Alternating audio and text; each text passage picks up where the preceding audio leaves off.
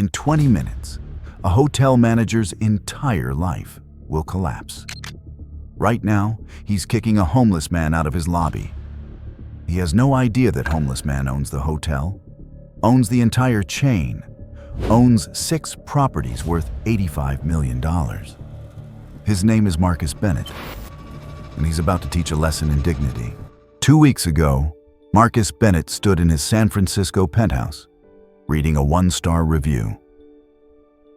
Staff treated me like garbage because I wasn't wearing designer clothes. Manager was condescending, would give 0 stars if I could. It was the 8th similar review that month, all from his flagship property, the Bennett Grand Hotel, the crown jewel of his 6-hotel chain. 25 years ago, Marcus started as a night manager at a Marriott in Sacramento. Worked doubles, slept in his car some nights, saved everything, bought his first struggling motel at 30, turned it around, bought another, then another. Now, at 48, he owned Bennett Hotels, 6 luxury properties, $45 million in annual revenue, 2,000 employees. But something was wrong at the flagship. Employee turnover was brutal. Guest complaints were rising. The numbers looked good on paper, but Marcus could feel it. The culture was rotting. He'd tried the usual methods: surprise visits, mystery shoppers, staff surveys. Everyone smiled, said everything was fine. The numbers said everything was fine. But the reviews told a different story. Staff judge you based on appearance. If you're not rich enough, they treat you like you don't belong. Manager is cruel to anyone he deems beneath him. Marcus made a decision. He needed to see the truth. And the truth only comes out when people think you don't matter. Marcus didn't shave for a week. Let his beard grow scruffy and uneven. Bought clothes from Goodwill. A torn jacket, stained jeans, worn-out sneakers, a faded baseball cap. He looked in the mirror. He looked homeless. Perfect. Marcus walked up to the Bennett Grand Hotel entrance. His hotel, his building, his staff. None of them recognized him. The doorman, Carlos, saw him coming. Marcus had hired Carlos 3 years ago. Good kid, hardworking. Carlos's face changed, went from neutral to uncomfortable. Sir, Carlos glanced at the entrance. This is a private hotel, for guests only. Marcus kept his head down. I know, I'd like to book a room. Carlos hesitated, looked Marcus up and down, the torn jacket, the dirty jeans. Do you have a reservation? No, but I have money, cash. Marcus pulled out a crumpled $50 bill from his pocket. Carlos shifted his weight. Sir, I don't think... Maybe you should try... The glass doors opened. A man stepped out. Derek Harmon, the hotel manager. Marcus had hired Derek 2 years ago. Stanford MBA, 10 years at the Ritz-Carlton, impressive resume. In interviews, Derek talked about excellence and guest experience and creating magic. Now Derek looked at Marcus like he was looking at trash. Carlos, what's going on? This gentleman wants to book a room, sir. Derek walked closer, looked Marcus up and down, his lip curled slightly. Sir, this is a 5-star luxury hotel. Our rooms start at $400 per night. I don't think this is the right property for you. Marcus kept his voice quiet, humble. I have money. I can pay. I'm sure you do. Derek's tone was acid. But we have standards. This hotel caters to a certain clientele. I'm going to have to ask you to leave. I just want a room. And I just told you we're fully booked. Your website says you have availability. Derek's eyes narrowed. The website is wrong. We're full. Now please leave before I call security. Marcus looked past Derek, through the glass doors, Into the lobby, he could see the front desk. A young woman standing there. Dark hair, petite. Name tag, Emily. She was watching. Her face showed discomfort, like she wanted to say something but didn't dare. "I'm asking politely," Derek said louder now. "Leave." Marcus turned to walk away. As he did, he heard Derek mutter to Carlos, "Keep those people away from the entrance. They bring down the property value." Marcus kept walking. Half a block away, he stopped, sat on a bench, pulled out his phone, texted his head of security. "I need the last 2 hours of lobby camera footage. Send it to my personal email. Don't tell anyone." Within 10 minutes, the footage was in his inbox. He watched himself get rejected, watched Derek's face, the disgust, the cruelty. He watched Emily at the desk. She'd grabbed a bottle of water, started walking toward the door. Derek had stopped her, shook his head, sent her back. She'd wanted to help. Marcus stood up, walked back toward the hotel. Different entrance this time. Service entrance. Around back. Marcus sat on the ground outside the service entrance, back against the wall. Cap pulled low. Employees came and went. Most ignored him. Then the service door opened. Emily stepped out. She was on break, phone in hand. She saw Marcus, hesitated, then she walked over. "Hey, are you okay?" Marcus looked up. "I'm fine, thank you. I saw what happened earlier. With the manager. I'm sorry. Not your fault." Emily reached into her bag, pulled out a bottle of water and a granola bar. "Here, it's not much, but..." Marcus took them. "Thank you. That's very kind. I'm Emily. I work the front desk." Marcus paused. "Mark. Nice to meet you, Mark." She smiled. Genuine warmth. "I have to get back, but if you need anything, I'm here until 8. She went back inside. Marcus sat there, holding the water and granola bar. That girl had just shown more humanity in 30 seconds than his manager had in 2 years. Marcus watched the hotel entrance for 3 hours. He saw Derek refuse 2 more people. An older black man in casual clothes, a young woman with a backpack. "We're fully booked. This isn't the right hotel for you. Try the motel down the street." But Marcus also saw Derek 10 minutes later, greeting a couple in designer clothes, huge smile, practically bowing. "Welcome to the Bennett Grand. We're so honored to have you." Same hotel, same time, different treatment. Marcus came back the next morning. This time he called the hotel from a burner phone. "Bennett Grand Hotel, this is Emily speaking. How may I help you?" "Hi, I'd like to book a room for tonight. King bed, non-smoking." "Of course. Let me check availability." Pause, typing. "Yes, we have several king rooms available. The rate is $425 per night. Would you like me to reserve one?" "Yes, please." "Wonderful. May I have your name?" "John Stevens." "Perfect, Mr. Stevens. You're all set. Check-in is at 3 p.m. We look forward to seeing you." Marcus hung up. Then he walked back to the hotel. Same homeless appearance. Walked up to the front desk. Emily saw him. Her face lit up. "Mark, hi." Derek appeared from the back office. Saw Marcus. His face darkened. "Emily, step away from the desk." "But sir, I'm just..." "Step away." Emily moved aside. Derek walked up to the desk. Looked down at Marcus. "I thought I told you yesterday. We don't have rooms." "But I just called. A woman named Emily said you have availability."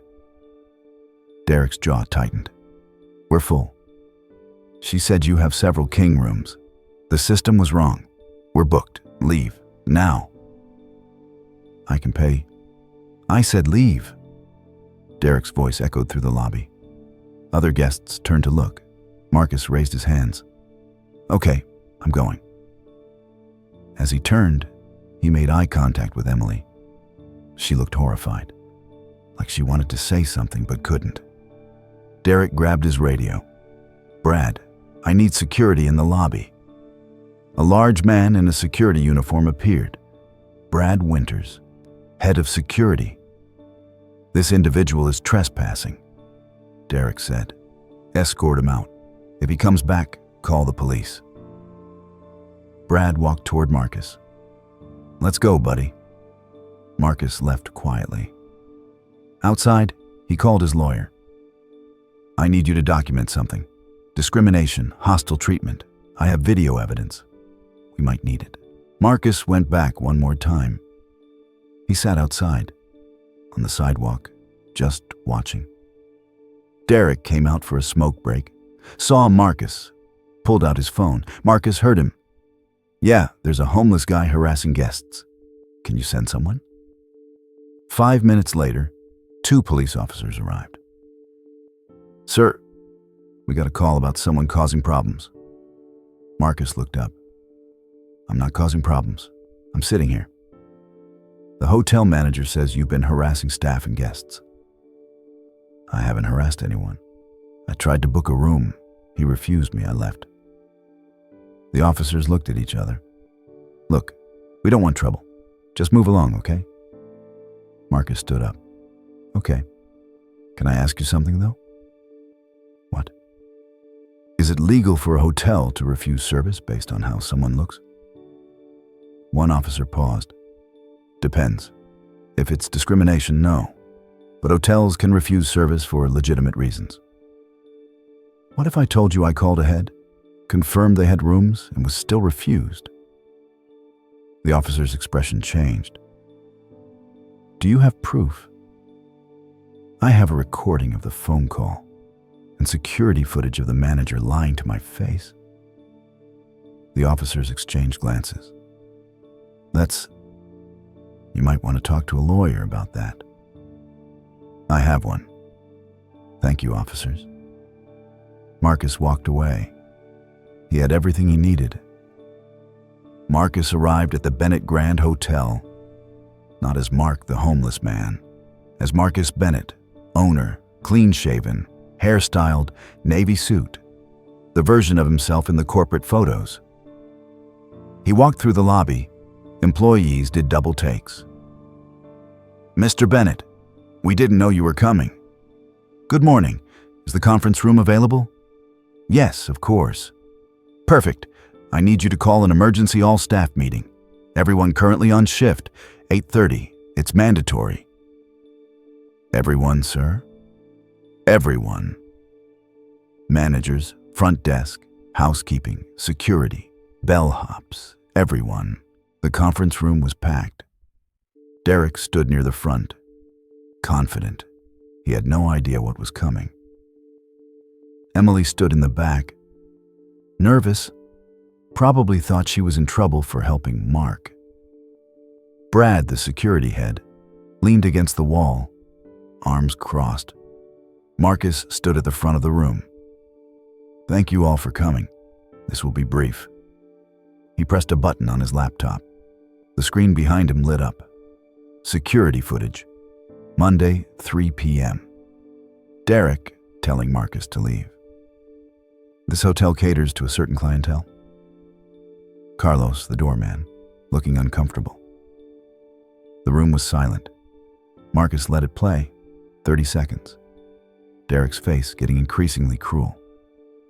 "Keep those people away from the entrance." He paused the video.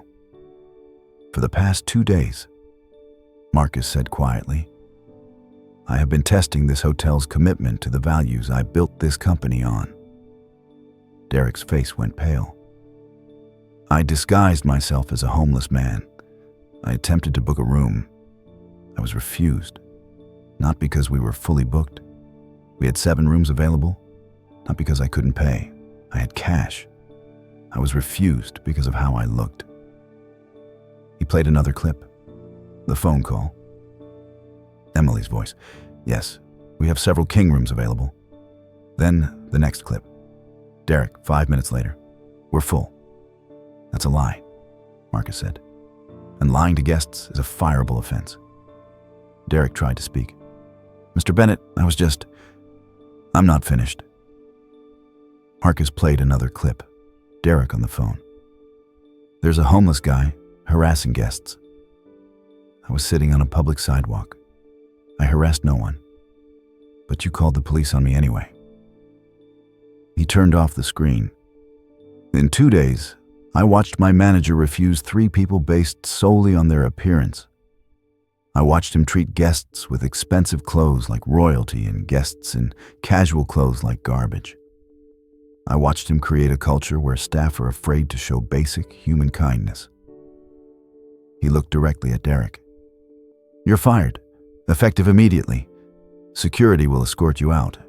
You have 10 minutes to collect your belongings. Derek's mouth opened, closed. You can't. I can. And I am. I own this hotel. I built this company on the principle that every guest deserves respect. You violated that principle repeatedly. You're done. He looked at Brad. Brad, you're also fired. You followed orders without question. You didn't ask if those orders were right. That's not the kind of security leader I need. Brad pushed off the wall. This is bullshit. Leave. Now. 2 other security guards moved forward, escorted Brad and Derek out. The room was dead silent. Marcus looked around. The rest of you are not in trouble. But I want to be clear. This company was built on respect for employees, for guests, for everyone who walks through that door. I don't care if someone shows up in a tuxedo or torn jeans. If they're respectful, we treat them with dignity. If you can't do that, you don't belong here. He paused. Emily Santos, can you come up here? Emily looked terrified. She walked to the front, hands shaking. Marcus smiled at her. You tried to help me yesterday. Derek stopped you. But later, on your break, you brought me water and food. You showed me kindness when you had no reason to. That's the kind of person I want leading this hotel. Emily's eyes widened. You're promoted to assistant manager, effective immediately. 50% raise. You'll be working directly with me to rebuild the culture here. Emily's hand went to her mouth. Tears filled her eyes. Carlos, Marcus called out. The doorman stood up. You looked uncomfortable when Derek was treating me badly.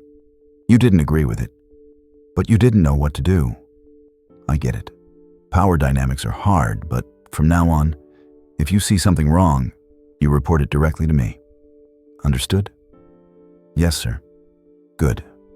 You're now head doorman. 20% raise. Carlos looked stunned. Marcus addressed the room. We're going to make changes. Open door policy. Anyone can come to me with concerns. Anonymous reporting system. Monthly culture surveys. And I'll be spending 1 day a week here. On the floor, not in the office. Actually working alongside you. He took a breath. This hotel should be a place where people feel welcomed, where staff feel valued, where everyone, guest and employee, is treated with dignity.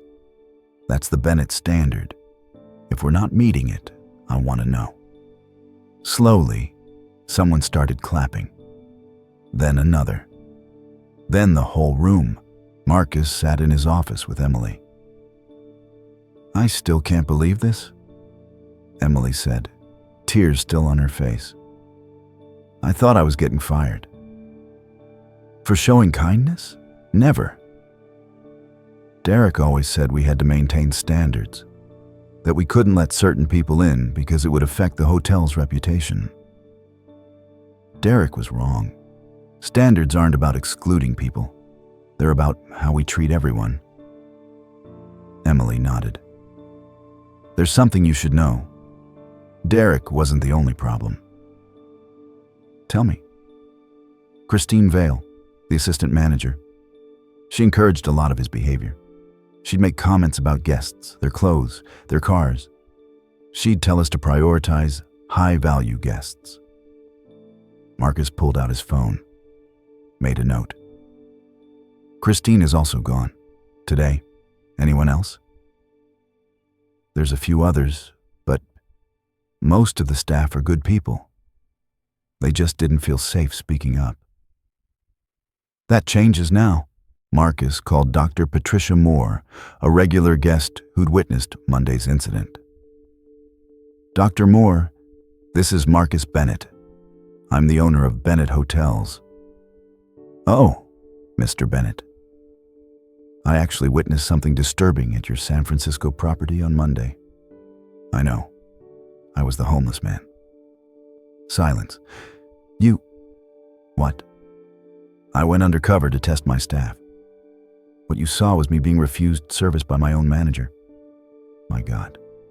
I wanted to say something, but I understand. But I want you to know, the manager has been terminated. We're making sweeping changes, and I'd like to offer you a complimentary weekend stay as an apology for what you witnessed. Mr. Bennett, that's not necessary. Please. It would mean a lot to me. She accepted.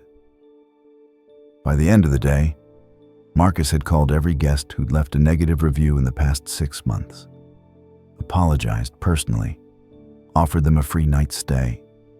Most accepted. Some cried. The story leaked. A guest who'd recorded part of Monday's incident posted it on Twitter. Hotel manager kicks out homeless man. Plot twist, homeless man owns the hotel. The video went viral. 2 million views in 24 hours. News outlets picked it up. San Francisco hotel owner goes undercover, exposes discrimination. Billionaire hotelier fires manager for treating him like trash. CNN called. Good Morning America called. Forbes called. Marcus did one interview with the local San Francisco Chronicle. I didn't do this for publicity, he told the reporter. I did it because I needed to see the truth. And the truth was ugly. But now we have a chance to fix it. The article ran the next day. Front page. Derek tried to find another job in hospitality. Every hotel, every resort, every property he applied to. They'd seen the video. We're going in a different direction. Position has been filled. We don't think you're a good fit. He ended up leaving San Francisco. Last Marcus heard, he was working at a car rental desk in Phoenix. Brad, the security head, also struggled. Eventually found work as a mall security guard in Fresno. Christine Vale, the assistant manager who encouraged Derek's behavior, was fired the same day as Derek. She sued for wrongful termination. The case was dismissed. Marcus had documented everything. Marcus kept his promise. Every Wednesday, he worked at the Bennett Grand Hotel. Not in the office, on the floor. He'd work the front desk for a few hours, help with luggage, talk to housekeeping. Listen. Guest reviews changed. Staff is incredibly kind and professional. Manager Emily is amazing, so genuine. This hotel made me feel like family. Employee turnover dropped from 40% annually to 12%. Revenue increased. Word of mouth spread. People wanted to stay at the hotel where the owner actually cared. Emily thrived as assistant manager. 6 months later, Marcus promoted her to general manager. At 27, she was the youngest GM in the Bennett Hotels chain. Carlos, the doorman, became head of guest services. He built a training program teaching every employee about dignity and respect. And Marcus never forgot the lesson he learned sitting on that sidewalk. People don't care how much you know until they know how much you care. 1 year after Marcus's undercover operation, Bennett Hotels launched a new company-wide initiative. It was called Walk a Mile. Every manager, every executive, every corporate employee had to spend 1 week working frontline positions. Front desk, housekeeping, room service. No special treatment. No letting people know who they were. Just experiencing the job from the ground level. The program was featured in Harvard Business Review. Bennett Hotel's revolutionary approach to empathy-based leadership. Marcus was invited to speak at a Stanford business school. A student asked, "Mr. Bennett, was it scary going undercover like that?" Marcus thought about it. No. What was scary was realizing I'd built a company and lost touch with its soul. What was scary was knowing that if I hadn't gone undercover, Derek would still be there, hurting people, driving away good employees, destroying everything I'd tried to build. He paused. The scariest thing in business isn't taking a risk. It's being too comfortable to see what's really happening. Emily still works at the Bennett Grand Hotel. She's now vice president of operations for the entire chain. She keeps the water bottle Marcus gave her that day on her desk. A reminder. Derek tried to sue Marcus for wrongful termination. The lawsuit went nowhere. Marcus had 2 days of video evidence, witness testimony, and documented policy violations. Carlos now runs Bennett Hotel's training academy. Every new employee learns one lesson first.